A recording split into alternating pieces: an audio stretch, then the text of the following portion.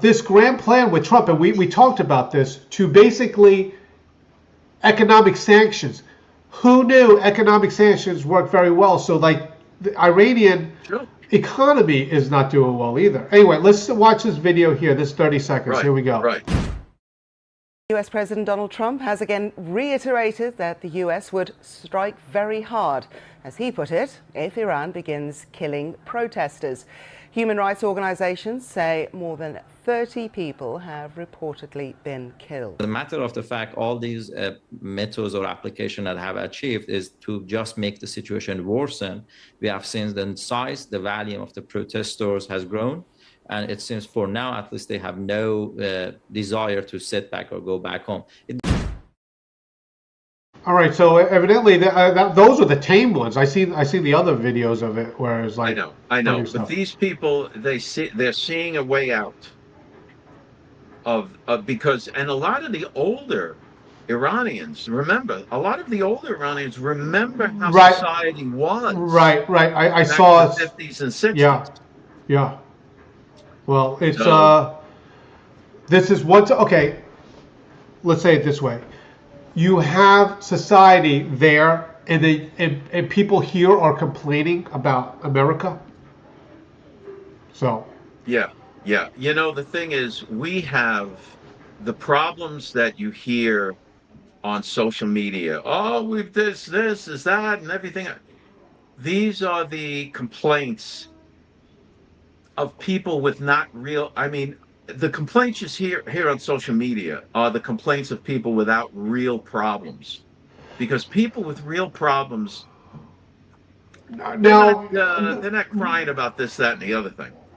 All countries do it. United States do it. I believe that's one of the purposes of the Green Berets. They go in there and then they work with other languages and then undermine a regime, or so to speak. Right. So you have things going on there, but it happens with other countries here where people are trying to like mess with this. It's a psyop that they're doing to Americans. Right. The biggest thing that we're seeing in this country right now is that still effort to get people not to go and vote. That's really the crux of it right here. Right, and you have that, and just total misinformation, so people don't know where up is up and down. Right. Someone online said, "Oh, there's like under the Hillary's home in New York. There's what? How much? We're going to talk about this." So this gentleman with boots has brought out on a particular podcast with his buddy from Thailand, is talking about that somewhere he's had eyes on 17,000, but there's 100,000 pallets. Then each pallet has on it $100 million, and now, he's had eyes on this room. Okay, he says there's this room. Okay. So if you ever see Breaking Bad, where he has a pile of money in that one pallet from Breaking Bad, I'll just bring that out. Yeah. We did the math the other day, and then we'll move on. But we did the math. It would to have that much money, it would be the size of a Walmart. The room would have to be a size of a Walmart with what, cash? Distribution center. Right. Not the Walmart up the block.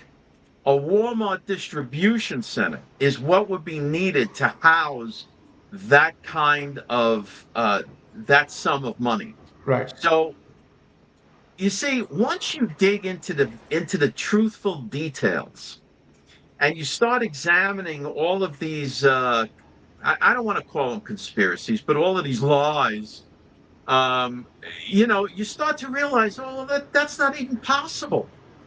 Right. Okay, one more. Then okay, it goes back to this. Yeah. It's a messing with people's mind. This whole thing, I heard it too, and we said this before. Oh, Comey, he was indicted. Oh, that's not Comey. He was already executed at Gitmo. He's replaced by an actor.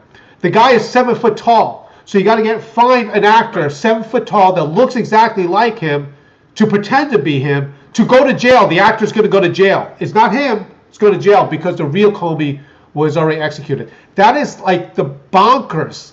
And me and you hate this because we know that when you say this, you get tons of clicks.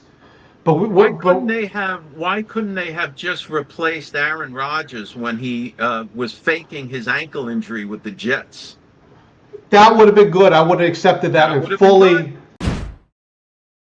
Thanks for checking us out. Don't forget to go to georgemagazine.com and sign up for the Dispatch. It's free. Get the emails and the news stories. And check us out Monday through Friday, 5 o'clock Eastern Standard Time. You can check us out on Facebook and YouTube. We'll see you then.